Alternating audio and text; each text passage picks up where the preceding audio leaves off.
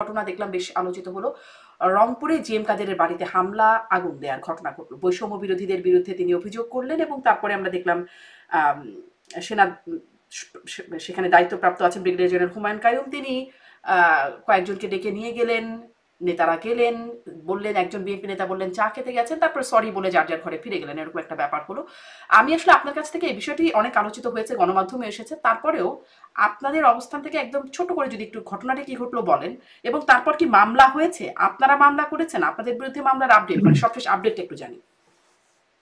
জি, ধন্যবাদ। আসলে যেটা ঘটেছিল, ন্যাচারালি চেয়ারম্যান স্যার রংপুরে গিয়েছিলেন। তিনি মিটিং শেষ করে বাসায় ছিলেন। পার্টির লোকজন পার্টি অফিসে ছিলেন। কেউ ছিল না। ফাঁকা সময়ে কিছু দুর্বৃত্ত তার বাসার সামনে মিছিল করে, তার বাসায় ঢিল মারে, তার বাসায় আগুন দেয়। তার ওখানে একটা মোটরসাইকেল ছিল, সেই মোটরসাইকেলটা আগুন দিয়ে জ্বালিয়ে দেয়। এই জিনিসগুলোর ফলে ডেফিনেটলি লোকাল জাতীয় পার্টি এতে স্তম্ভিত হয়ে যায়। কারণ ওই বাসাটি শুধু জেএম কাদেরের বাসা না, ওখানে পল্লীবন্ধু হোসেন মোহাম্মদ এরশাদ থাকতেন, এরশাদের বাসা। ওখানে এরশাদ পল্লীবন্ধু হোসেন মোহাম্মদ এরশাদের মা থাকতেন। এবং যখন এরশাদ স্যার রাষ্ট্রপতি ছিলেন তখন ওই বাসায় আসতেন। তখন ওই বাসায় একটা সাজ সাজ রব পড়ে যেত যে প্রেসিডেন্ট আসছেন। তখন লোকাল জিওসি, লোকাল কর্মকর্তা সবাই ওই বাসাকে ঘিরে থাকতেন। এবং এরশাদ স্যারের মা সবার জন্য খাওয়ার ব্যবস্থা করতেন, কনস্টেবল থেকে শুরু করে একদম সামরিক সচিব পর্যন্ত প্রত্যেকেই ওই বাসায় খেতেন যেদিন এরশাদ স্যার আসতেন। তো ওই বাসাটা তো ঐতিহাসিক বাসা, একজন সাবেক সেনা প্রধানের বাসা। হুম। সেইখানে আগুন দেওয়া হয়েছে এবং সে আগুনটা কিন্তু ফ্যাটাল হতে পারতো। কাঠের বাসা, ওখানে অনেক কাঠের জিনিসপাতি আছে। মৃত্যু ঘটনা ঘটতে, এটা অ্যাটেম্প টু মার্ডার বলা যেতে পারে, প্লেন অ্যান্ড সিম্পল। এখন কারা করেছে? যাদেরকে সেনাবাহিনী যারা করেছে তাদেরকে সেনাবাহিনী ডেকেছে এবং সেনাবাহিনী ব্রিফিং করেছে যে তারা এটা করবে না, তারা ভুলবশত করেছে, আবেগের বশে করেছে। বৈষম্যবিরোধী ছাত্রদের সাথে তো আমাদের কোনো কোনো প্রকার দ্বন্দ্বের কোনো কারণ নাই। এবং খুব দুঃখের বিষয়, রংপুরে যে ছেলেটি আগুন দিয়েছে বা মিছিল দিয়েছে বা এই মুহূর্তে বৈষম্য বিরোধী প্রধান, 6 তারিখে সে ফুলের মালা নিয়ে আহ বেগম মোস্তফাকে ফুলের মালা দিয়েছে। যে আপনার এই আন্দোলনে ব্যাপক ভূমিকার জন্য আমরা আন্দোলন করতে পেরেছি, ওনাকে ফুলের মালা দিয়েছে। তার সাথে ফুলের মালায় ছিল আরিফ, সে জেলে ছিল। আমাদের 3জন সদস্য সেই সময় জেলে ছিল এই আন্দোলনের কারণে। সেই 3জনের একজন হচ্ছে ছাত্র সমাজের সভাপতি আরিফ, যে এখন মামলা করেছে ওদের বিরুদ্ধে। এবং সেখানে রংপুরের বৈষম্য বিরোধী ছাত্রদের নেতাদের বিরুদ্ধে একটা মামলা সেটা নেওয়া হয়েছে। আবার রংপুরের বৈষম্য বিরোধী জিএম কাদের সহ মোস্তফা সহ সবার বিরুদ্ধে মামলা করেছে, সবার বিরুদ্ধে। এখন যে ছেলেটা রাজনৈতিক অভিজ্ঞতা 2-4 বছর, সে মোস্তফার বিরুদ্ধে মামলা করেছে। যে মোস্তফার অভিজ্ঞতা আজকে 40 বছর, 50 বছর। রংপুর, উত্তরবঙ্গের লোক, দিনাজপুর, নওগাঁ, নাটোর, রংপুর, গাইবান্ধা, আপনি থ্রু আউট দ্য হিস্ট্রি দেখবেন, দেবী চৌধুরী এলাকা, গাইবান্ধা আমার গ্রাম যেখানে, দেবী চৌধুরী আমার পাশে, এগুলো হচ্ছে রেভিলিয়াস এলাকা, এগুলো হচ্ছে অ্যান্টি এস্টাবলিশমেন্ট এলাকা। নাচলের রানী এখানে ছিল ইলামুত্র, নাটোরে। তারপর দিনাজপুরে আপনার কানসাট ঘটনা ঘটেছে, চাঁপাইনবাবগঞ্জে। দিনাজপুরে ইয়াসমিন হত্যা মামলা, কৃষকের সার হত্যা মামলা, সমস্ত কিছু সন্ন্যাসী বিপ্লব ব্রিটিশ পিরিয়ড এখানে হয়েছে। এবং অতি সম্প্রতি 90 সালে যখন এরশাদকে অ্যারেস্ট করা হলো তার ক্ষমতা ছাড়ার পরে, রংপুরের লোক ডিসি অফিস ঘেরাও করেছিল, লাথি মেরে ডিসি অফিস ভেঙেছে, ভেঙে সেখানে গিয়ে ডিসি কে ফোর্স করেছে নমিনেশন জমা দিতে। গাইবান্ধার লোক তো গিয়ে ওখানে ডিসির কলার ধরেছে। ওখানে কোনো 99% টোটাল ওয়ান সাইডেড ছিল এখন জাতীয় কি পার্টি, করলো, একটাও এখন আছে। যখন জিএম কাদেরের বাড়িতে সাবেক সেনাপ্রধান এরশাদের বাড়িতে রাষ্ট্রপতি, তার বাড়িতে আপনি যেভাবে বলছিলেন এভাবে হামলা হলো, তখন আসলে এই জনগণ কি করলো? তখন জনগণ অবশ্যই পরের দিন ব্যাপক আন্দোলন করত, ব্যাপক ক্ষোভ হতো, কিন্তু সেনাবাহিনী তখন টেক ওভার করে নিয়েছে। এবং আপনি দেখবেন এই ঘটনার পরে সেনাবাহিনীর যে মুভমেন্ট, সেনাবাহিনীর মুভমেন্টের সাথে আগের মুভমেন্ট, আই মিন এই ঘটনার আগের এবং পরের মুভমেন্টের আপনি বিহেভিয়ারিয়াল একটা পার্থক্য দেখবেন। সেনাবাহিনী এক্সার্ট করছে, সেনাবাহিনী আর ডিসকাশন করছে না যে আমরা মব চাই না, ক্লিয়ার। আপনি যদি দেশপ্রেমিক হন আপনি মব করতে পারবেন না। আপনি যদি মব করেন তাহলে আপনি দেশপ্রেমিক না, আমি আপনার বিরুদ্ধে স্পষ্ট নিব। খুব মিষ্টি ভাষায় শক্ত কথা বলেছেন কিন্তু সে কিন্তু আমাদের আপনি বলছিলেন এটা brigadier. Attempt to murder, attempt to মার্ডারে কি মিষ্টি ভাষায় শক্ত কথা বলার কথা? সেটা অবশ্যই উচিত না। অ্যারেস্ট হওয়া উচিত ছিল, তাদেরকে জেলে দেওয়া উচিত ছিল। কিন্তু ডেফিনেটলি তারা যেহেতু আন্দোলন করেছে বা তাদের সাথে একটি বিশাল সংগঠন আছে, অন্য অন্য জেলায় তখন আবার আন্দোলন শুরু হবে তাদের মুক্তির জন্য, হয়তো বা সেনাবাহিনী এখানে একটা স্টিক অ্যান্ড ক্যারট অ্যাপ্রোচ নিয়েছে, সেটা সেনাবাহিনীর নিজস্ব দক্ষতা। Negotiation skill, diplomacy skill. আমি মনে করি ফর দ্য ফার্স্ট টাইম আন্দোলন করা বা এই বৈষম্য বিরোধী ছাত্রদের বিরুদ্ধে মামলা হয়েছে, এই প্রথম। এর আগে কোনো মামলা হয়নি, মামলা হয়েছে। আমি এখন যদি প্র্যাকটিক্যালি বুঝি, এই এনসিপি যেটি এখন নিবন্ধিত দল না, নিবন্ধিত দল ছাড়া তারা প্রধান উপদেষ্টার কাছে গিয়ে দেশের নির্বাচন বিষয়ে মতামত দেয়। অনিবন্ধিত দল নির্বাচন নিয়ে বলছে নির্বাচন পিছাতে হবে। এনসিপি বৈষম্য বিরোধী তারা এত বেশি ফ্রন্টে শত্রু বাড়াচ্ছে, তাদের তো একসময় দেখা যাবে জামাত এবং ডক্টর ইউনূস স্যার ছাড়া কেউ থাকবে না। এবং ডক্টর ইউনূস স্যার যদি কখনো বলেন আমি আর রাজনীতি করব না, এই নেতারা তো প্যারেন্টলেস হয়ে যাবে তিনি তো টোটালি। কারণ রাজনীতি তারা করছেন জাতীয় না। তিনি করছেন না, বাট করতে পারেন এমনটি সবাই মনে করছেন। এনসিপির স্বপ্ন, ধারণ বাহন সবই ডক্টর ইউনূস স্যারকে ঘিরেই হচ্ছে। ডক্টর ইউনূস স্যারও সমস্ত স্বপ্ন এনসিপি ঘিরেই করছে, যে এনসিপি ভোটে 250টি আসন পাবে, বিশাল জনপ্রিয় দল হবে, তরুণরা 17 বছর 16 বছর থেকে 22 বছরের তরুণরা দেশ চালাবে। এরকম ইউটোপিয়াজম কল্পনা অনেকে করতেছে তাত্ত্বিকরা, যারা কখনো ভোটের এক্সপিরিয়েন্স বিন্দুমাত্র নাই। এর ফলে যেটা করছে, এই ছেলেরা অতি উৎসাহিত হয়ে, ওই যে বললাম আপনার এলাকার সবচেয়ে হুম। সিনিয়র পলিটিশিয়ান, তার বিরুদ্ধে আপনি মামলা করছেন। আপনি যে মামলা করছেন এটা অন রেকর্ড রয়ে গেল যে আপনি অমুক অমুক অমুকের বিরুদ্ধে মামলা করছেন। এইটা তো বহুদিন পর্যন্ত এটা রেস্ট থেকে যাবে। এই একই কাজ আওয়ামী লীগ করেছিল, তার রেশ আওয়ামী লীগ পাচ্ছে। আওয়ামী লীগ তো একটা অনেক বড় দল, তারাই ধাক্কা নিচ্ছে। এই ছোট ছেলেপেলেরা, এরা তো এই ধাক্কা নিয়ে বাকি জীবন কাটাতে পারবে না। এদেরকে উৎসাহিত করে এদেরকে ধ্বংস করা হচ্ছে, এদেরকে অতি এক্সাইটেড করে অ্যাটাক করিয়ে এদেরকে ধ্বংস করা হচ্ছে। এদেরকে আর ধাক্কাটা কে দিবে? মানে উত্তরবঙ্গে আওয়ামী লীগ যেমন গণ অভ্যুত্থান হলো, তাদের ধাক্কাটা ছিল সেটা। মানে এনসিপির ধাক্কাটা কে বা কিভাবে? দেখুন, এদেশের মানুষ কখনোই অধ্যত্ব পছন্দ করে না, এদেশের মানুষ কখনো নেগেটিভ ফোর্স পছন্দ করে না। সাধারণ মানুষ এদের বিরুদ্ধে নেমে যাবে, অলরেডি নেমে গেছে। আপনি পত্রিকা খুললে প্রতিদিনই বৈষম্য বিরোধী অথবা আপনি প্রতিদিনই এনসিপির কারো না কারো বড় দুর্নীতির নিউজ পাচ্ছেন। এবং অনলাইনে যে ব্যাপক জোয়ার একসময় তাদের পক্ষে ছিল, এটা তাদের বিপক্ষে চলে গেছে, যদি অনলাইন ভিত্তি করে কিছুই হয় না। এবং আমি মনে করি মাঠে ঘাটে তারা খুব সাড়া ফেলতে পারেনি। যদিও সার্জিৎ সম্প্রতি সাজিদ সাহেব উত্তরবঙ্গ ভিজিট করলেন এবং তার মিটিং এ বেশ লোকজন দেখা গেল।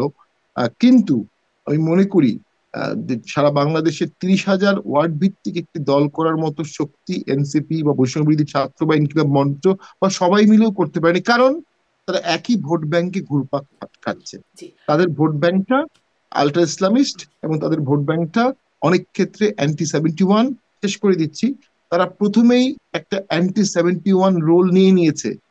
এদেশের মানুষ তাদেরকে ন্যাশনাল হিরোর পর্যায়ে রেখেছিল, কিন্তু দেখা গেল তারা 47 থেকে আমাদের স্বাধীনতা শুরু হবে, 71 কেন হবে, রিসেট বাতন বিভিন্ন কথা বলে মুক্তিযুদ্ধকে কিছুটা ছোট করে তারা একটা অবস্থান এক্সপোজ করে ফেলেছে। এবং আমি বলবো এটাও রাজনৈতিক তাদের একটা ভুল অ্যাডভাইস। তাদের মনের মধ্যে যদি কোনো আকাঙ্ক্ষা কামনা বাসনা থেকেও থাকে, তারা খুব দ্রুত এটা দেখিয়ে ফেলেছে। এবং এই দ্রুত দেখিয়ে ফেলার কারণে জনগণের বিশাল অংশ প্রথমেই তাদের ব্যাপারে সতর্ক হয়ে গেছে। দেন আসছে দুর্নীতি। এক লাইনে শেষ করে দিচ্ছি, যতগুলো দুর্নীতির অভিযোগ আসছে, প্রত্যেকটা অভিযোগের এনসিপি বা বৈষম্য বিরোধী বা সবাই একটা ব্যাখ্যা দিয়েছে যে ও আমার পিএস না, ওর দায় আমি নেব না। কেউ প্রমাণ করতে পারেনি দুর্নীতিটি হয়নি, কেউ বস্তুনিষ্ঠভাবে অঙ্ক দিয়ে বলতে পারেনি দুর্নীতি হয়নি। কিন্তু সবাই ডিশোল্ডারিং করছে দুর্নীতির অভিযোগটা। সো বিপ্লব, আমি সবসময় একটা কথা বলি, বিপ্লবীরা পবিত্র, মহাপবিত্র। বিপ্লব অবস্থায় যারা মারা যায় তারা বাকি জীবন শহীদের মর্যাদা পায়, ন্যাশনাল হিরো। বিপ্লবী যখন করাপ্টেড হয়ে যায়, তখন তারা আর বিপ্লবী থাকে না। তখন বিপ্লবকেও সে ধারণ করেনি, বিপ্লবও তাকে আর ধারণ করবে না। তারা তখন জাতীয় বার্ডেন হয়ে যায়। আপনি ইতিহাস বলছিলেন তাই বলে। এনসিপির ভোটের ব্যাংকের হিসাবের কথা বলছেন, আমি আপনাদের ভোটের হিসেবের কথাও একটু পরেই জানতে চাই। কিন্তু আপনি মানে ওই জায়গাটি আপনি কি মনে করেন যে পরিস্থিতির উন্নতি হয়েছে? কারণ যখন ঢাকায় জাতীয় পার্টির অফিসে হামলা হলো, অগ্নিসংযোগ হলো, তখন সেখানে সেনাবাহিনী পুলিশ আশেপাশেই ছিল, সেটা ঠেকানো হলো না। পরবর্তীতে আমি আপনার কাছেই আমার এই প্রোগ্রামে জিজ্ঞাসা করেছিলাম যে মামলা হয়েছে কিনা, আপনি বলেছিলেন মামলা নেওয়া হয় নাই তখন সেই ঘটনায়। মানে এখন এই ঘটনায় একটা বাড়িতে হামলা হলো, সাবেক সেনাপ্রধানের বাড়িতে, সাবেক রাষ্ট্রপতির বাড়িতে, আমরা দেখেছি 32 নম্বর বঙ্গবন্ধুর বাড়িতেও হামলা হলো, সেখানেও সেনাবাহিনীর উপস্থিতি ছিল, কিন্তু তারাও চলে আসলো সেখানে। এখানে অন্তত ডাকা হলো এবং কথা হলো। মানে মবের বিরুদ্ধে কি এখন অবস্থানটা উন্নতি হয়েছে? যে কালকে বিএনপির বর্ষিয়ান নেতা সালাউদ্দিন সাহেব উনি যখন চিফ অ্যাডভাইজারকে কথা বলছিলেন, অলি আহমেদ কথা, সবাই কিন্তু ল অর্ডার নিয়ে খুব কনসার্ন, যে ল অর্ডার ভেঙে পড়েছে। এবং ল অর্ডার ভেঙে পড়লে সে দেশে কোনো সংস্কার সম্ভব হয় না, সে দেশে কোনো উন্নয়ন সম্ভব হয় না, সে দেশে কোনো কিছুই হবে না। তো সেই ক্ষেত্রে সেনাবাহিনী দেখছে যে ল অর্ডার ভাঙতে ভাঙতে একটা পর্যায়ে কোথায় যাবে। একটা পর্যায়ে দেশ আর দেশ থাকবে না, একটা পর্যায়ে নির্বাচন তো দূরে থাক, ডে জীবন বাঁচানোই কঠিন হয়ে যাবে। এবং যে ভয়েসে এই মবকারীরা সেনাবাহিনীর সাথে কথা বলে, যে টোনে, এটা তো সেনাবাহিনীর জন্য খুব অমর্যাদাকর। যে টোনে তারা পুলিশের এসপি অথবা ওসির সাথে কথা বলে, ধানমন্ডিতে একটা ঘটনা ঘটেছিল, হুম। আর ঘটনা ঘটলেই তারা ছুটে যাচ্ছে বড় বড় নেতারা। এটাও তো আরেকটা ইল অ্যাডভাইস। ওরা তো ওখানে ফোন করতে পারে, ওরা ওখানে মেসেজ দিতে পারে, নিজেরা চলে যাচ্ছে। ওই যে অপরিপক্কতা কিছুটা আছে। আর এরা যদি এমপি হয়, মন্ত্রী হয়, দেখো যে মন্ত্রী অবস্থায় এরা থানায় চলে গেছে যে আমার অমুককে ছেড়িয়ে নিয়ে আসেন। এটা মানে ফিলোসফিক্যালি খুব সুন্দর মনে হয় যে সহকর্মীকে ছড়িয়ে নিতে জেলখানায় চলে গেছেন, কিন্তু রাষ্ট্র কাঠামোয় চিট ধরিয়ে দেয়, অর্ডার অফ প্রেসিডেন্ট হায়ারার্কিতে চিট ধরিয়ে দেয়। এই ক্ষেত্রে আমি মনে করি সেনাবাহিনী একটা মেসেজ দেওয়া শুরু করলো রংপুর থেকে। এর আগেও 2006 সালে যখন এরশাদ স্যারের নমিনেশন বাতিল করে দেওয়া হলো, তখনও কিন্তু রংপুর থেকেই আন্দোলন শুরু হলো। ইভেন 24 সালে আবু সাইদের মৃত্যু হলো রংপুরে, তারপরে কিন্তু আন্দোলন বেগবান হয়েছে। এবং রংপুরে সর্বদলীয় আন্দোলন প্রথম বাংলাদেশে শুরু হয়েছে রংপুরে, এই 24 সালেও। রংপুর একটা টার্নিং পয়েন্ট, ইতিহাসে অসংখ্যবার হয়েছে, আবার হবে, আবার হতে যাচ্ছে। এবং এই ক্ষেত্রে ডেফিনেটলি আমি মনে করি সেনাবাহিনী রংপুরের মানুষের পালস বুঝে এখানে ন্যায় বিচার করেছে। এবং মামলায় কি হবে আমরা জানি না, হাজারো মামলা সারাদিনই হচ্ছে। কিন্তু যেভাবে করে আমাদের এই বিপ্লবীরা আস্তে আস্তে বিএনপির কাছে, জাতীয় পার্টির কাছে, আওয়ামী লীগের কাছে, সাধারণ মানুষের কাছে কিছুটা আইসোলেশনে যাচ্ছে, কিছুটা দুর্নীতির অভিযোগে তারা অভিযুক্ত হচ্ছে। আম, আমি তো মনে করি তারা আস্তে আস্তে দল করতে পারবে না। তাদের একমাত্র ভবিষ্যৎ হচ্ছে বিএনপি যদি তাদেরকে আসন ছেড়ে দিয়ে স্বতন্ত্র প্রার্থীকে জোর করে বসিয়ে তাদেরকে জিতিয়ে নিয়ে আসে। কিন্তু বিএনপির বিএনপির সাথে তো দায়িত্ব তাদের পড়ে একটা যাবে। মুখোমুখি মানে একদম বাকবিতণ্ডার অবস্থা বিরাজ করছে, সেখানে বিএনপি কেন তাদের জন্য আসন, মানে এই অবস্থানের কোন রকম সম্ভাবনাও কি আছে যে তাদেরকে আসন ছেড়ে দেবে বিএনপি? বিএনপি এসব বিষয়ে অতীতে আমরা দেখেছি যথেষ্ট লিবারেল দল, অনেক ছোট দলকেই তারা অ্যাকোমোডেট করেছে। এখন ওই যে বললাম, ইল অ্যাডভাইসের কারণে এই ছাত্ররা অনেক ক্ষেত্রেই অনেক বড় বড় নেতার সাথে দ্বন্দ্বে জড়িয়ে গেছে। সেদিন দেখলাম একজন নেতাকে বলছে আপনি পড়ালেখা করে আসবেন, এটা নিয়ে ঝগড়া হচ্ছে।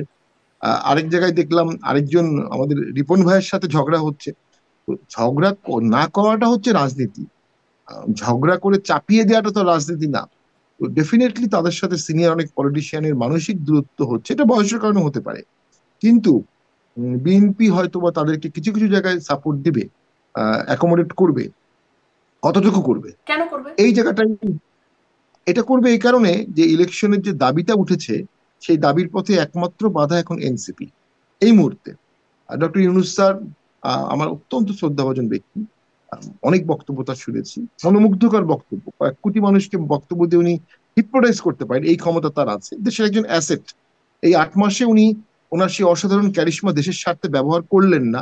ওনার আশেপাশের যে অ্যাডভাইজারি হ্যান্ড আছে, এই হ্যান্ডটা তাকে সাপোর্ট দিতে পারেনি। তিনি সাপোর্টিভ হ্যান্ড গড়েননি, সবকিছু করেছেন, একটা সুন্দর দেশ গড়ার টিম কেন করলেন না, এটা দুঃখের বিষয়। নাও বিএনপি ডক্টর ইউনূস স্যারের দুটো জায়গায় আমি মনে করি ক্রেডিবিলিটি ক্র্যাক ধরছে।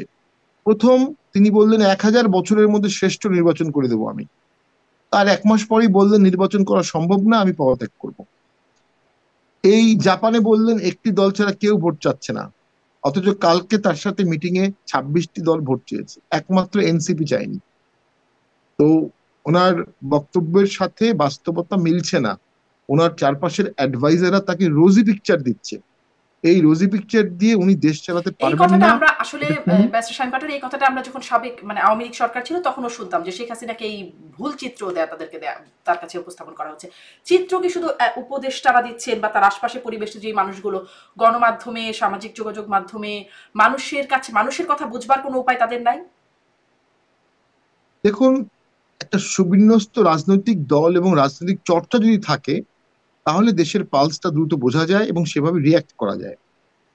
অবশ্যই ডক্টর ইউনূস স্যারের কোনো দল নাই এখন পর্যন্ত, যদিও উনি এনসিপি কে আমরা ওনার দলই মনে করি, বাট এখন পর্যন্ত ওনার কোনো দল উনি দেশব্যাপী করেননি। ওনার তথ্যগুলো আসতেছে কোত্থেকে আমরা জানি না, তবে এটা আমরা অনুভব করি দেশের সব গোয়েন্দা সংস্থা, সব ব্যুরোক্রেসি, সব পুলিশ, সব আর্মি এই সরকারকে একযোগে সমর্থন করছে না কয়েকটা কারণে। তার মধ্যে একটি হচ্ছে এটা ইন্টারিম গভর্নমেন্ট। এই গভর্নমেন্টের মেয়াদ একদিনও হতে পারে, 10 বছর হতে পারে। এক্ষেত্রে ব্যুরোক্রেসি, পুলিশ সবাই সতর্ক। দুই, কিছু জায়গায় এত বেশি ইন্টারফারেন্স করা হচ্ছে যে প্রশাসন, গোয়েন্দা সংস্থা, ব্যুরোক্রেসি তারা এক্ষেত্রে সরকারকে সহযোগিতা করবে না, এটাই খুব নর্মাল। দুই, নারী কমিশনের রিপোর্টের মতো বিতর্কিত একটি বিষয় এই সেন্সিটিভ সময় এই সরকারের কমিশন দিয়েছে, এটা কোনো ওয়াইজুম হতে পারে না। টাইমিংটা খুব রিফর্মের জন্য টাইমিংটা খুব ইম্পর্টেন্ট। দুই, আরেকটা হচ্ছে তিন, সরকারি কর্মচারীদের 7 দিনে চাকরি চলে যাবে এরকম একটি উত্তপ্ত করাই অবস্থায় উনি লাভ দিয়েছেন। এই সময় কেউ এই আইন করে? ওই যে বললাম ইল অ্যাডভাইস, ওই যে বললাম তার তার ম্যাচিউরড একটা সার্কেল দিয়ে উনি দেশ চালাচ্ছেন না, যার ফলে যেটি হচ্ছে দেশটা চলছে না, দেশটা চলবে না। দশ মানে বিষয়টা কি বছরের এরকম মধ্যে হচ্ছে তিনি লোক যেই অ্যাটেম্পটাই নিচ্ছে সেই অ্যাটেম্পটাই আসলে সফল হচ্ছে না? মানে ঠিক সফল হচ্ছে না আমরা বলবো, কারণ আসলে সফলতা গতানুগতিক কাজগুলো হচ্ছে, কিন্তু আসলে 8 মাসে তো আমরা কোনো বড় সাফল্য দেখতে পারিনি। 10 লাখ জব ক্রিয়েশন, 100 বিলিয়ন টাকা আসা, বাংলাদেশ থেকে প্রচুর লোক বিদেশে যাওয়া, এই সংক্রান্ত বিষয়ে যে বিশাল বিশাল সাফল্যগুলো বাংলাদেশের জন্য প্রয়োজন, যেটি বাংলাদেশকে বাঁচাবে, সেটি কিন্তু আমরা দেখতে পাচ্ছি না। এই যে বাংলাদেশকে বাঁচানোর জন্য, বাঁচা মরার সমস্যা বাংলাদেশ আছে। 27 লক্ষ লোক অতিদরিদ্র হয়েছে গত 8 মাসে। 27 লক্ষ, 18 লক্ষ নারী। তাহলে 8 মাসে 27 লক্ষ হলে পরের 8 মাসে হবে আরো 27 লক্ষ, তারপরে আবার 27 লক্ষ। অর্থাৎ 2-3 বছরের মধ্যে বাংলাদেশ শেষ হয়ে যাবে যদি আমাদের অর্থনীতিতে বুদবুদ সৃষ্টি না হয়। ঠিক সেই জায়গাতেই একটা নির্বাচন করে কি হবে? এটা সত্য, নির্বাচন করে যে সরকারই আসবে তারা আগের থেকে ব্যাপক উত্তম একটু একটু সরকার হবে যেহেতু এই এমনটি না। অর্থনীতির প্রসঙ্গে আসলেন, একটু ছোট্ট করে, যদিও আজকে আমি এই প্রসঙ্গে নিয়ে খুব বড় করে কথা বলবো না, অর্থনীতিবিদ যে অনেক বলছেন, তারপরে রাজনীতিক হিসেবে বাজেটটা একটু মানে হলো সেই বাজেট সম্পর্কে আপনার কি মূল্যায়ন, এবং এর সাথে একটা একটা বিষয় একটু জুড়ে দিই যে বাজেট ঘোষণার মানে আলোচনা সমালোচনা অনেক গুরুত্বপূর্ণ বিষয় নিশ্চয়ই বাজেট দেশের জন্য। সেখানে সামাজিক যোগাযোগ মাধ্যমে আলোচনা হচ্ছে যে নোবেল সহ 10টি আন্তর্জাতিক পুরস্কারে করমুক্ত করা হচ্ছে। মানে এটা কিরকম, মানে সামাজিক যোগাযোগ মাধ্যম তো এখন একটা গুরুত্বপূর্ণ জায়গা, কিভাবে এটি দেখেন? দুটি বিষয়, মানে আপনি যদি একটু বিশ্লেষণ দেন ছোট করে, এবং এই প্রসঙ্গটা একটু বলেন। জি, আমি আসলে নোবেল, আম, একটা গল্প বলেছিলাম যে চৌসার যুদ্ধে আমাদের হুমায়ুন, উনি শেরশাহর কাছে কৌশলে পরাস্ত হয়ে যান। আহ, শেরশাহ সুর বাংলাদেশে যখন আসেন, হুমায়ুন তাকে সন্ধির প্রস্তাব দিয়ে সময় কালক্ষেপণ করে বর্ষায় নিয়ে যান। প্রচন্ড বর্ষায় নদীর পানি ফ্লো হয়, কামানের গোলা ভিজে যায়, এই অবস্থায় শেরশাহ হুমায়ুনকে অ্যাটাক করে। হুমায়ুন সমস্ত প্রাণ বাঁচাতে পানিতে লাফ দেয়। তখন একজন মশক ভাই তার জীবন বাঁচায় এবং হুমায়ুন বলে এই মশক ভাইকে, তোমাকে আমি একদিনের জন্য হলো দিল্লির সম্রাট বানাবো। একদিনের জন্য ওনাকে দিল্লির সম্রাট বানানো হয়। উনি নিজের নামে একটি জায়গির আর মশক ভাইদের বেতন, পানি বিভাগের বেতন বাড়িয়ে দেয়। তো ইউনুস স্যারের বিভিন্ন কাজে মনে হচ্ছে যে উনি খুব দ্রুত সব সমাধান করে ফেলতে চাচ্ছেন। তার মধ্যে একটা হচ্ছে তার ব্যাংকের সমস্যাগুলো সমাধান করা, তারপরে তার নিজের মামলাগুলো খুব দ্রুত পর্যায়ে শেষ হয়েছে একদিনের মধ্যে। তারপরে তার ট্যাক্সের বিষয়গুলো সমাধান করা, একটি ইউনিভার্সিটি করা, এগুলো খুবই তুচ্ছ ব্যাপার তার জন্য। এবং নোবেল নোবেল প্রাইজ উনি কি এটা বুঝিয়েছেন আমি জানি না, ট্যাক্সের এই বাজেটের এই পার্টটা আমি দেখিনি। উনি কি বুঝিয়েছেন যে অতীত নোবেল প্রাইজ আগের যেটা পেয়েছেন সেটা, হুম। নাকি ভবিষ্যতে পেতে পারেন সেটা? তো আমি না, সাধারণত আমি আইন তো আসলে হয় আমিও প্রসপেক্টিভ। বাজেট নিয়ে খুব আজকের বিষয়ে আলোচনা করবো না, কিন্তু সামাজিক যোগাযোগ মাধ্যমে দেখলাম বিভিন্ন গণমাধ্যমের লিংক দিয়ে দিয়েছে নোবেল সহ কয়েকটি, মানে তখন মনে হলো যে আমরা তো আসলে দেখি অনেক আন্তর্জাতিক নোবেল লরেট আছেন যারা, যেমন মার্কিন সাবেক প্রেসিডেন্ট ক্যান্ডিডেট ছিলেন আল গোর, এরকম অনেকেই আছেন। আম, রাশিয়ার একজন দিমিত্রি মুরাটভ, তেনারা আসলে তাদের নোবেলের প্রাইজ মানিটা বরং বিভিন্ন চ্যারিটিতে ডোনেট করেছেন। এরকম কিছু যদি আমরা দেখতাম তাহলে হয়তো ভালো হতো। আপনি বলছেন যে কিভাবে ট্যাক্স মাফ করে নিয়েছে, কিভাবে এই বিষয়গুলো হচ্ছে আর কি, তার সমস্যাগুলো সমাধান করে ফেলছে। যাই হোক, এই বিষয়ে খুব কথা না বলি, আপনি কি এই বিষয়ে আরেকটু বলতে চান, বাজেটের প্রসঙ্গে আরেকটু বলতে না, চান? বাজেট বিষয় নিয়ে আমরা বাজেটটা পুরো দেখি আসলে। আচ্ছা। যেটি হচ্ছে অনেক বড় বাজেট হয়েছে এবং প্রায় 4.5 লক্ষ কোটি টাকা এখানে কর আদায়ের চেষ্টা করা হয়েছে, যেটা কোনোভাবেই সফল হবে না। হুম। কোনোভাবে, এটা আগেও হতো না, আগেও সবসময় অ্যাম্বিশিয়াস টার্গেট দেওয়া হতো, কিন্তু কাছাকাছি যেহেতু, এখন এটা কাছাকাছি যাওয়ার কোনো সুযোগ নাই। আমি যতটুকু কর সম্পর্কে জানি, হুম। কর আদায়ের হার অত্যন্ত কমে গেছে। আবার বিদেশি এইডও কমে গেছে, এফডিআইও কমে গেছে।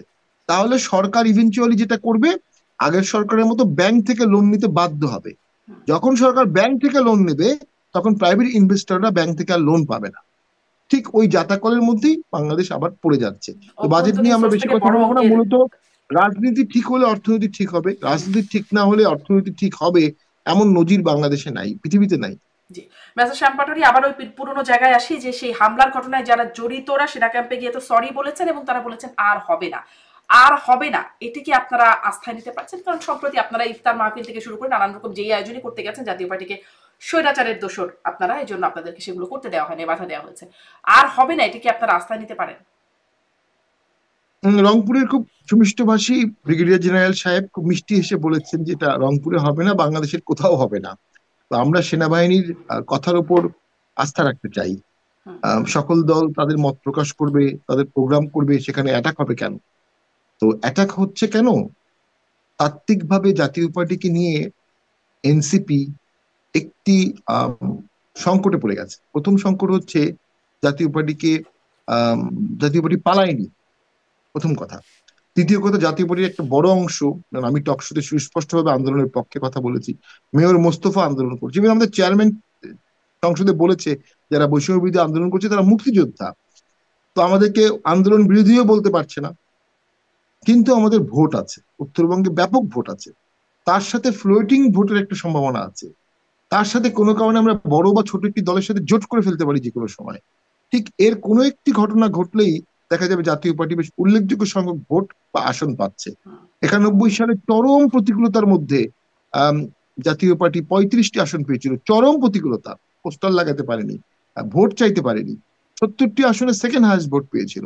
96 সালে জাতীয় পার্টি 16% ভোট পেয়েছিল। এনসিপির এই সাফল্য আসার সম্ভাবনা আপাত দৃষ্টিতে তারা দেখছে না। জাতীয় পার্টিকে ধ্বংস করতে পারলে, জাতীয় পার্টিকে গর্তে ঢুকিয়ে ফেলতে পারলে, জাতীয় পার্টিকে ঘরে ঢুকিয়ে খাঁচাবন্দি করতে পারলে এনসিপির মনে হচ্ছে যে তারা হয়তোবা উত্তরবঙ্গে জাতীয় পার্টির ভোটগুলো পাবে, যেটি সম্পূর্ণ ভুল, সম্পূর্ণ ভ্রান্ত। জি, বরঞ্চ আপনি আমি শেষ বলছেন যে করে দিচ্ছি। আপনারা হয়তো বড় বা ছোট দলের সাথে জোট করে ফেলতে পারেন, মানে আপনাদের সাথে সাথে আরেকটা ট্যাগ আছে, মানে স্বৈরাচারের দোসরের বাইরে আরেকটা বিষয় বলা হয় যে আপনারা সুবিধাবাদী রাজনীতি করেন আর কি। কখনো আওয়ামী লীগের সাথে জোট, কখনো বিএনপি, যখন যার সাথে সুবিধা হয় তখন তাদের সাথে জোট করেন, কখনো বা গৃহপালিত বিরোধী দলের তকমা আপনাদের কপালে জোটে, এরকম কিছু বিষয় আছে। তো আপনারা আসলে কি ভাবছেন এবার কাদের সাথে জোট করতে পারেন, মানে করতে পারেন আপনি বলছিলেন যদি করেন, এরকম কোনো প্ল্যান হয়েছে, পরিকল্পনা আছে? উম সমালোচনা তাদেরকে নিয়েই হবে যারা আলোচনার যোগ্য। জাতীয় পার্টি আলোচনার যোগ্য, তাই জাতীয় পার্টি কিন্তু সমালোচনা হচ্ছে। বাংলাদেশে তো এই যে গতকালকে আমাদের উপদেষ্টা স্যার কতগুলো দলকে ডাকলেন, দলগুলো কিন্তু আমরা চিনি না, এই প্রথম দেখলাম 6 মাস পরে, 2 মাস পরে হঠাৎ দেখলাম যে শুধু ওনার মিটিং এ ডাকার জন্য কিছু দল গেছে।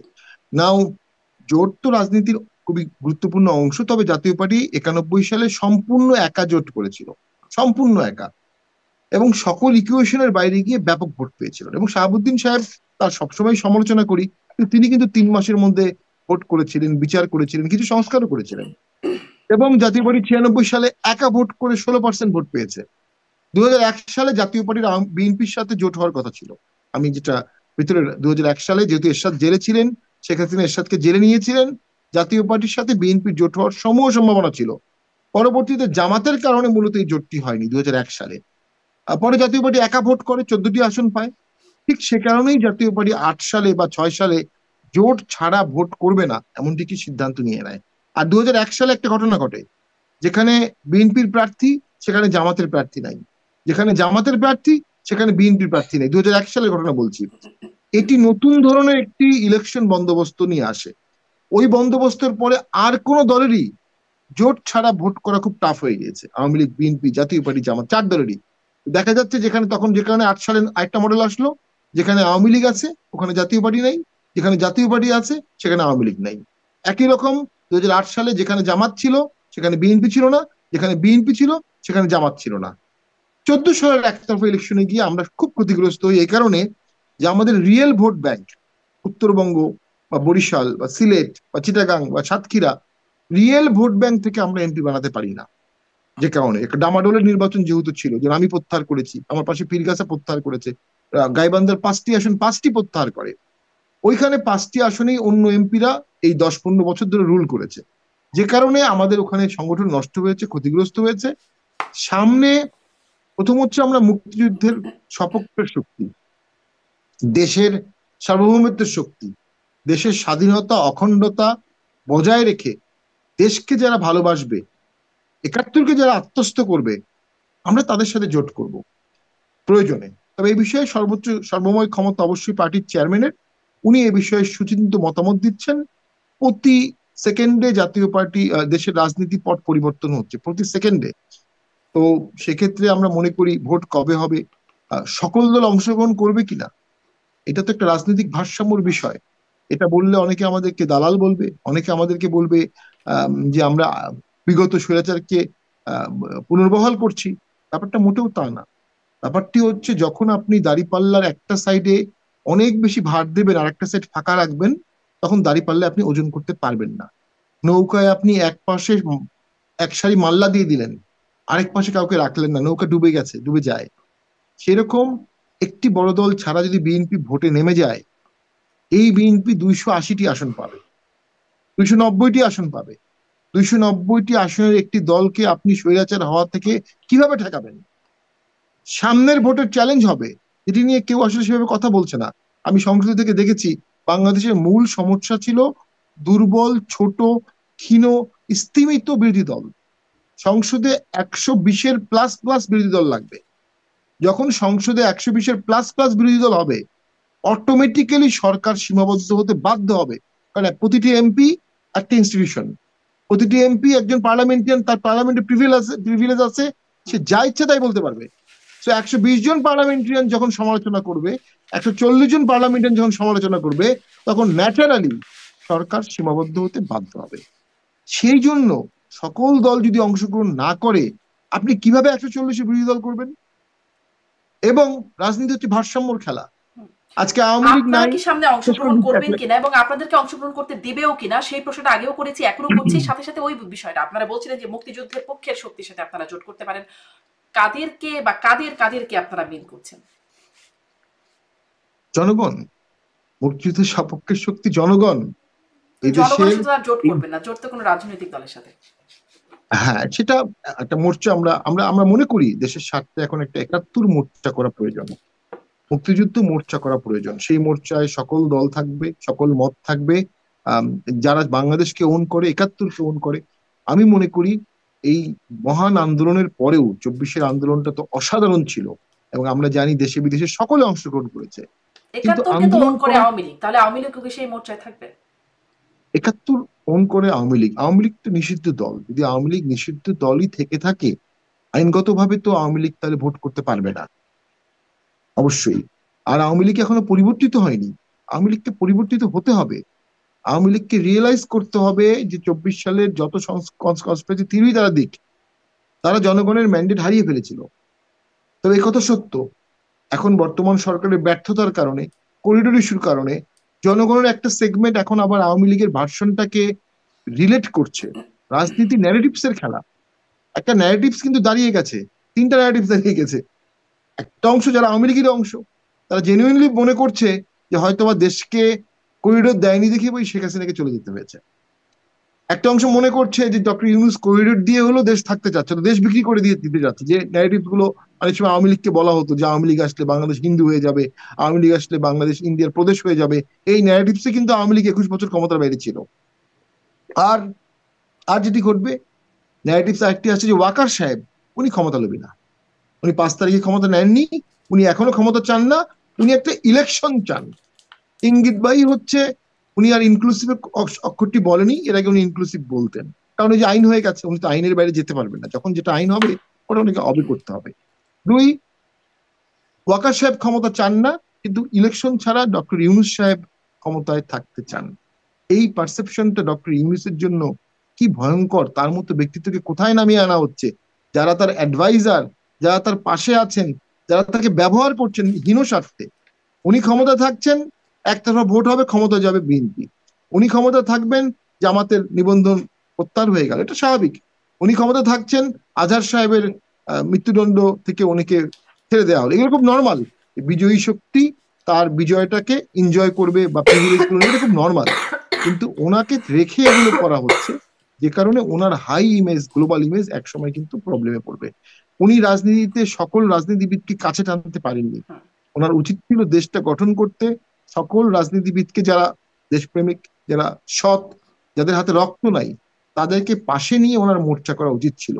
এই যে উনি মোর্চা করার সুযোগটা পেয়েছিলেন, কিন্তু এই উনি আর ক্যাটাগরির বাইরে জীবনে আর এই একটা মোর্চা করার ক্যাটাগরি সুযোগ তৈরি হচ্ছে, পাবেন সেটা না। হচ্ছে স্বৈরাচারের দোসর, যে ক্যাটাগরিতে আপনারা আসলে কোনোভাবেই মানে তাদের মধ্যে যেতে পারছেন না। দেখুন যদিও আমি প্রথম একটু, সেই 5ই আগস্টের ডাকে আপনারা ছিলেন, তারপরে আর আপনারা যেতে পারছেন না। আমি আসলে এই জায়গাটিতে আরেকটু সার্বিক রাজনীতির আলোচনায় আসবো।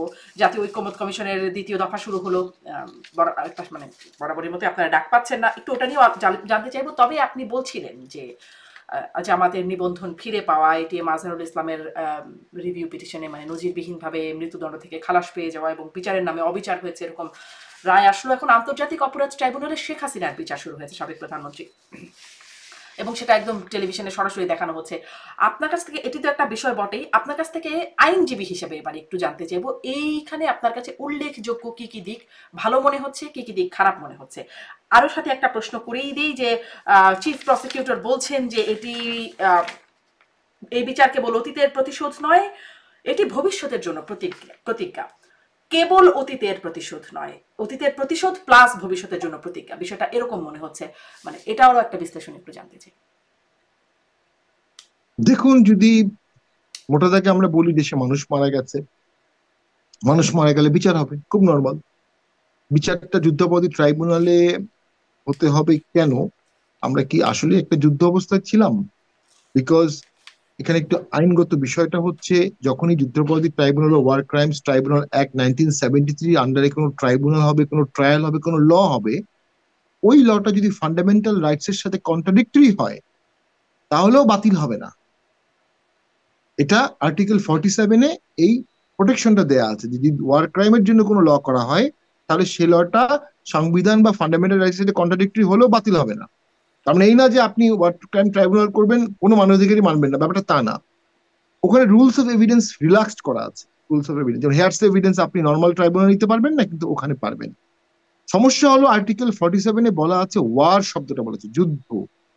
সেই যুদ্ধটা আমরা এখানে হয়েছে কিনা, এটা একটা ব্যাখ্যা আসবে।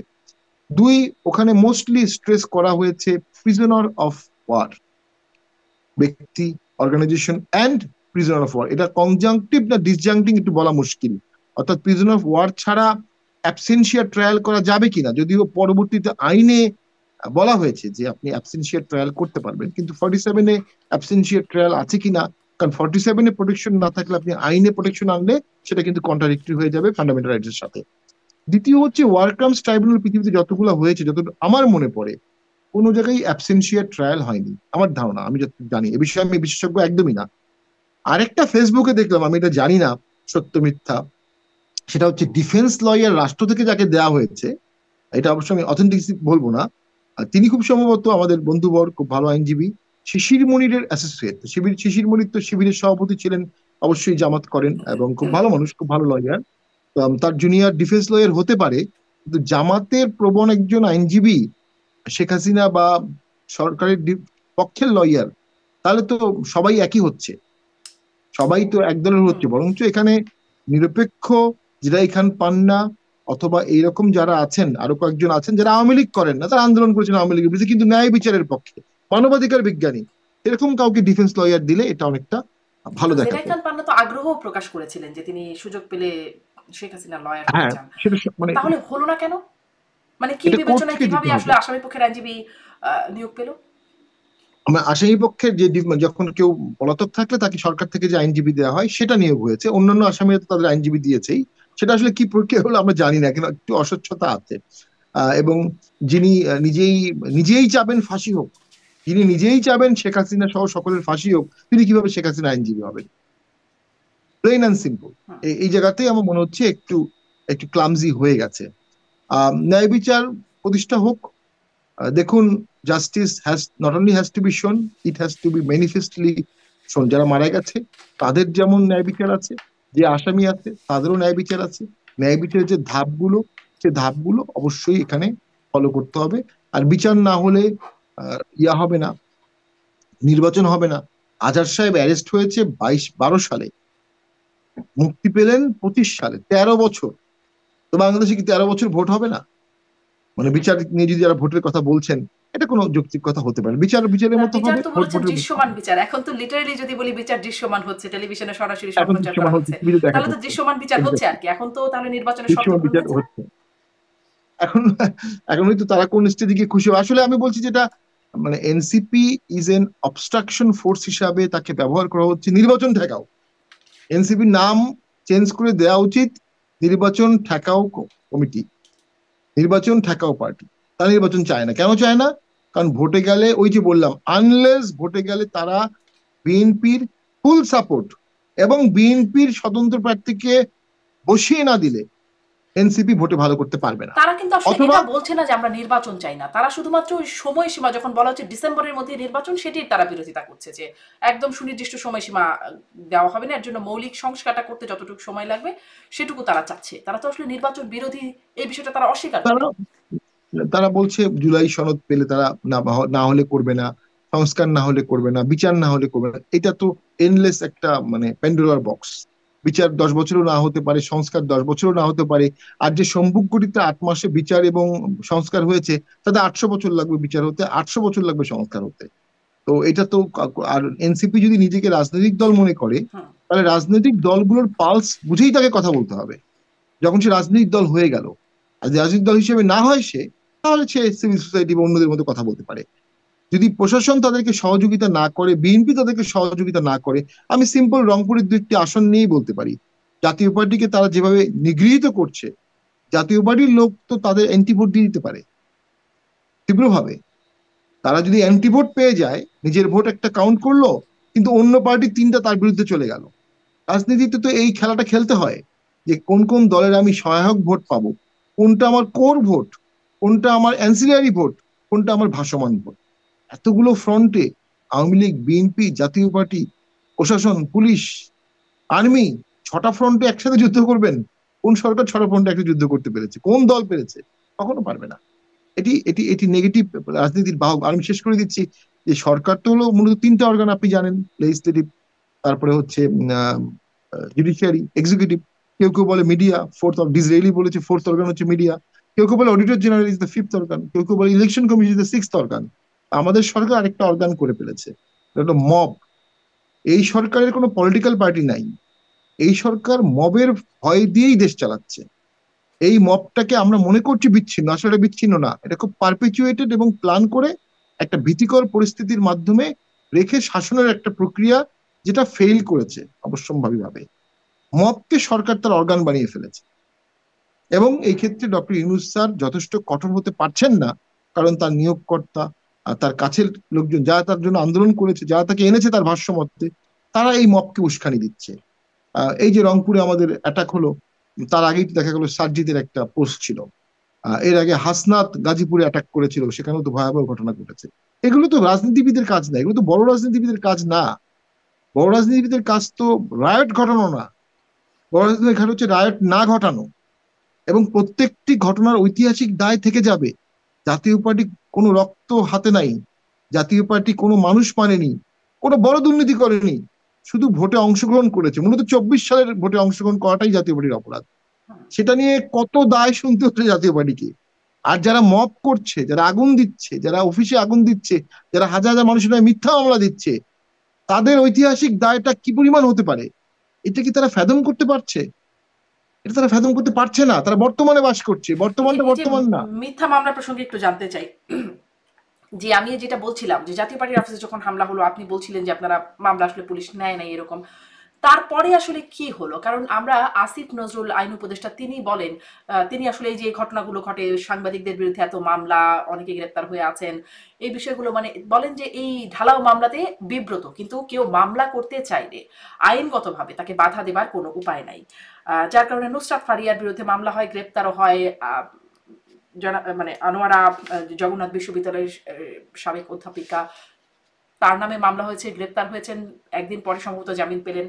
এরকম ঘটনাগুলো ঘটে যাচ্ছে। সরকার বলছে যে তারা বিব্রত হচ্ছে এরকম ঢালাও মামলা, ঢালাও গ্রেপ্তারের ক্ষেত্রে, কিন্তু আসলে কিছু করার নাই, কারণ আইন। কিন্তু যখন উল্টো পাশে মামলা করতে যাচ্ছেন আপনারা, তখন আসলে কি আইনে বাধা পাচ্ছেন?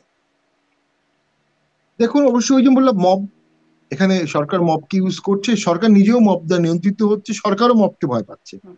কারণ কিন্তু যখনই যখন আমরা মামলা পুলিশের করতে কাছে যান, যাচ্ছি, ধরেন মব তো হচ্ছে রাস্তার বাস্তবতা, পুলিশের কাছে যাচ্ছেন আপনারা বা যারা যাচ্ছেন তারা তখন সেখান থেকে কি রিপ্লাই পাচ্ছেন?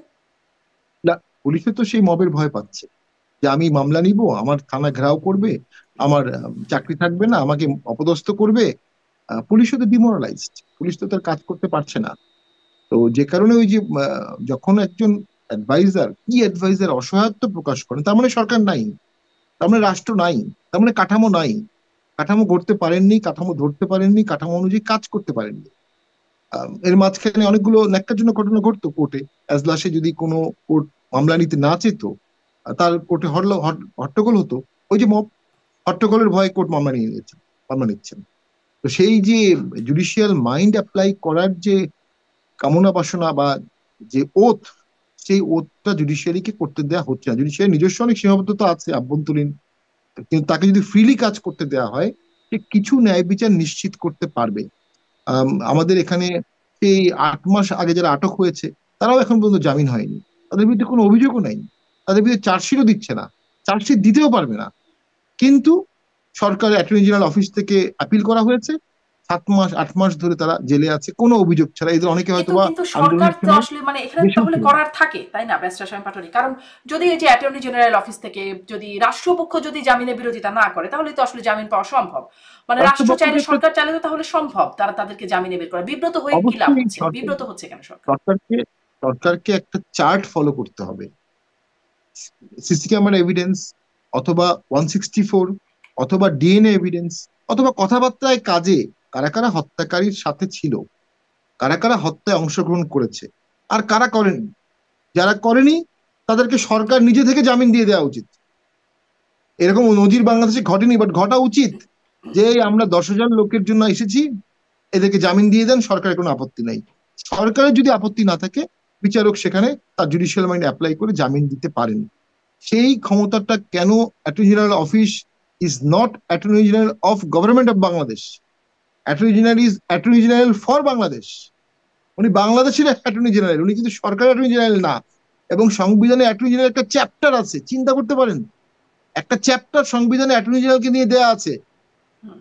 তাকে ন্যায় বিচার করতে হবে, এবং তার উপর দায়িত্ব অর্পিত হচ্ছে এ কারণে যে তিনি যেহেতু ল প্র্যাকটিস করেন বা তার অধীনে অনেক ল অফিসার আছেন, তিনি একটা লিস্ট করতে পারেন যে এদের এদের বিরুদ্ধে আমাদের কোনো অভিযোগ থাকার কোনো কারণ নাই।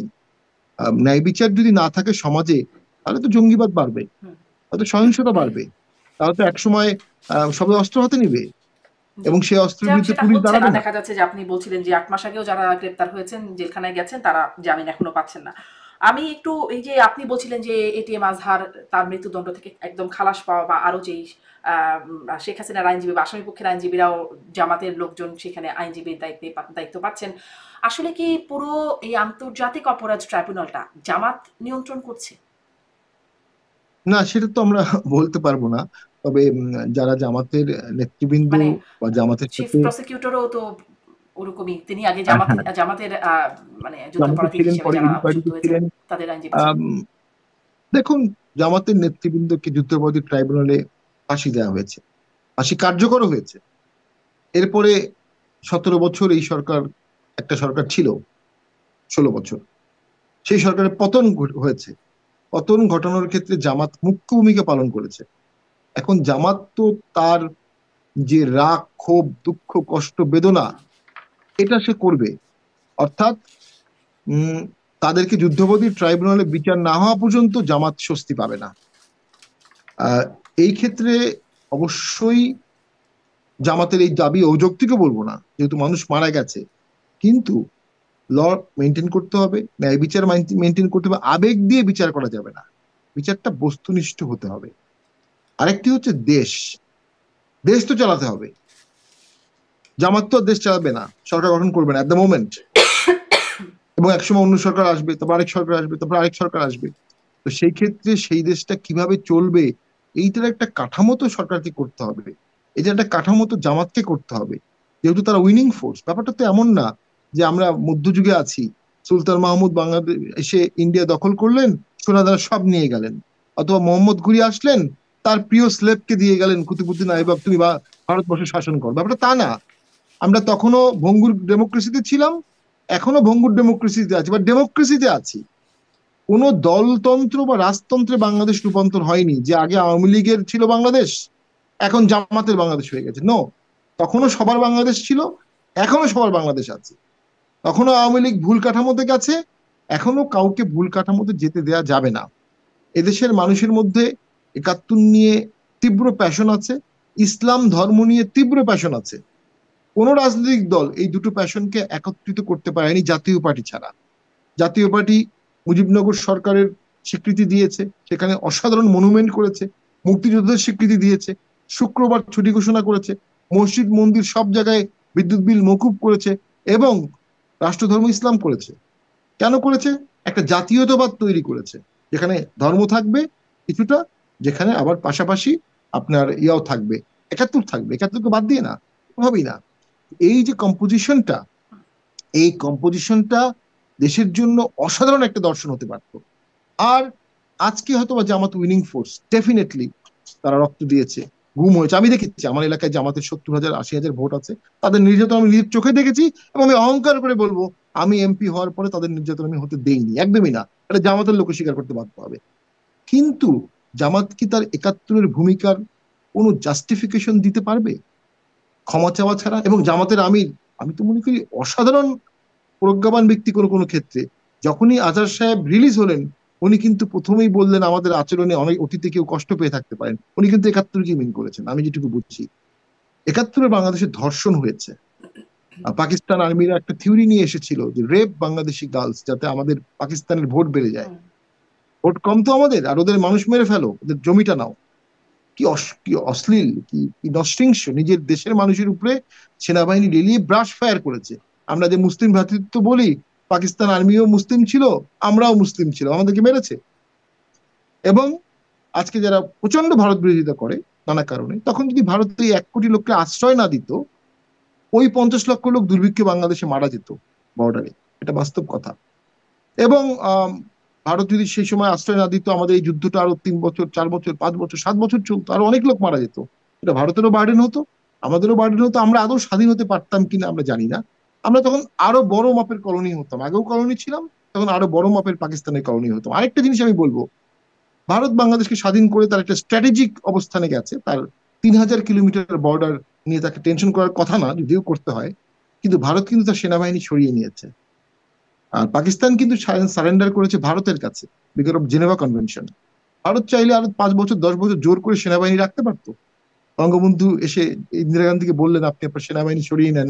ইন্দিরা গান্ধী লাল হয়ে গিয়েছেন, কিন্তু সেনাবাহিনী সরিয়ে নিয়েছেন। যদি ভারতের বাংলাদেশকে প্রদেশ বানানোর ইচ্ছাই থাকতো, তাহলে সেনাবাহিনী রেখে দিত, অ্যানেক্স করে ফেলতো 10 বছরের জন্য। সেটি করেনি। তো যারা এই তত্ত্বগুলো দিচ্ছেন, দিল্লি না ঢাকা, কিন্তু তার তারা এই পরবর্তী যে ভূমিকা যেমন ধরুন নির্বাচনের ক্ষেত্রে যেভাবে সমর্থন দিয়ে আসছে ভারত, আপনারাও আসলে ভারতে গিয়ে বলে এসছেন, কি কথা হলো সেটা বলা যাবে না, মানে যেই বিষয়গুলো তার পরবর্তীতে হলো। এখন আবার দেখছি ভারত ঠিক উল্টো কথা বলছে যে তারা ইনক্লুসিভ নির্বাচন চায়, যেটি আগে যুক্তরাষ্ট্র বলতে তারা এখন বলা বাদ দিয়ে দিয়েছে, এখন ভারত খুব বলা শুরু করেছে যে ইনক্লুসিভ নির্বাচন চায়। তো এই যে দ্বিচারিতা, এতদিন চাইলো না এখন চাচ্ছে, তো এটার তো মানে একটা প্রতিফলন থাকবেই নাকি? ভারত ইনক্লুসিভ ইলেকশন চায়নি, চায় না, এটা কখনো বলেনি। দেখুন আসলে আমরা সবাই মিলে তো ব্যর্থ হয়েছি, এটা অস্বীকার করা যাবে না, একটা অন্তর্বর্তী ইলেকশন করার। এবং 2018 সালের যে নির্বাচনটা, এদিকে সুযোগ করে দিয়েছিল সবাইকে, এই সুযোগটা সমূলে নষ্ট করা হয়েছে 2018 সালের ইলেকশনটা। এখন ভারত ইনক্লুসিভ ইলেকশন চাবে, এটা সবাই ইনক্লুসিভ ইলেকশনই চাবে, কেউ ইনক্লুসিভ ছাড়া ইলেকশন চাবে না। ভারতেরও আমার মনে হয় কোনো কোনো ক্ষেত্রে বঙ্গবন্ধু কন্যার কারণে শেখ হাসিনার প্রতি তাদের স্নেহ ভালোবাসা বা আওয়ামী লীগের প্রতি তাদের একটি মমত্ববোধ অনেকাংশে বেশি ছিল। তারা বাংলাদেশের জনগণের সাথে রিলেশন করতে পারেনি, বাট রিলেশন করার মতো অনেক কিছু ছিল। তার মধ্যে একটি উদাহরণ দিই, কোভিড এর সময় সারা পৃথিবীর দরজা রুগীদের জন্য বন্ধ হয়ে গিয়েছিল, আমাদের মন্ত্রী মিনিস্টাররা ব্যাংকক যেতে পারেনি, আমাদের মন্ত্রী মিনিস্টার সিঙ্গাপুর যেতে পারেনি। কিন্তু কোভিড এর সময়ও কিন্তু ভারত তার চিকিৎসার দরজা বাংলাদেশের রোগীদের জন্য রেখেছিল। যদি না রাখতো, তাহলে ওই সময় ক্যান্সারের অনেক রুগী এবং হার্টের অনেক রুগী যারা অর্ধেক চিকিৎসা হয়েছে, ফলো আপ করতে হবে, তারা কিন্তু মারা যেতে পারতো। এবং এখন যেমন আবার ভারতের চিকিৎসা বাংলাদেশে খুব কম, দরজাটা খোলা, খুবই সীমিত। এবং এটাও ব্যর্থতা সরকারের। এত ভারত বিরোধী সরকার একটা বিশাল হসপিটাল করলেন না কেন 8 মাসে? বিশাল একটা হসপিটাল সিটি করে ফেলতে পারতেন, যেখানে লক্ষ লক্ষ লোকের চিকিৎসা হবে।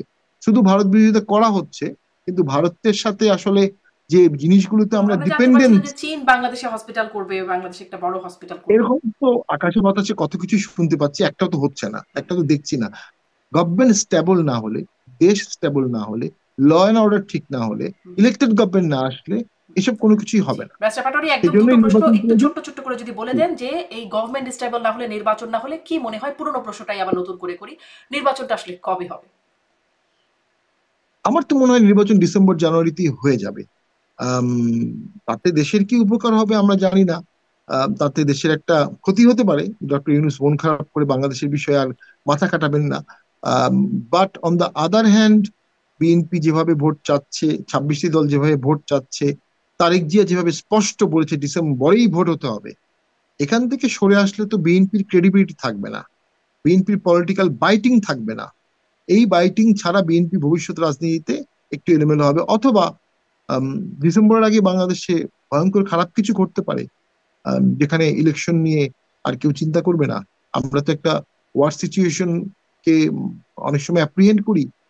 বাংলাদেশের একটি চিটাগাংয়ের একটি কারখানায় 30,000 কুকি চীনের ড্রেস পাওয়া গেছে। তো বাংলাদেশ তো ইনভলভ হয়ে যাচ্ছে, বিভিন্ন জায়গায় ইনভলভ করা হচ্ছে আসলে, যেটা বিগত সময় খুব sharply rules of non engagement maintain করে বাংলাদেশকে ইনভলভ করা হতো না, খুব কৌশলে। কিন্তু আমরা দেখছি ইনভলভ হয়ে যাচ্ছে। এই ইনভলভ হয়ে যাওয়া দেশটায় অরাজকতা হতে পারে, এক্সটার্নাল ওয়ার হতে পারে, যেটা আমরা মনে করি ডেফিনেটলি যে কোনো মূল্যে আমাদেরকে ঠেকাতে হবে। ওই জন্য তো জাতীয় ঐক্য দরকার। এই যুদ্ধ যেন না হয়, এই সিভিল ওয়ার যেন না হয়। রাজনীতির জায়গায়, ভোটের জায়গায়, ফান্ডামেন্টাল জায়গায় আবার সবাই একসাথে বসতে হবে। আপনি দেখেন পাকিস্তান ইস্যুতে ভারতে কি অসাধারণ ভাবে তারা ক্লোজ ডোর বসলো, এবং আসাদুদ্দিন ওয়ারসি, সবচেয়ে পপুলার মুসলিম লিডার, সে ওপেনলি কিন্তু পাকিস্তান অ্যাটাককে সমর্থন করেছে, ওপেনলি, ইন্ডিয়াতে। তো ওই ঐক্যমতটা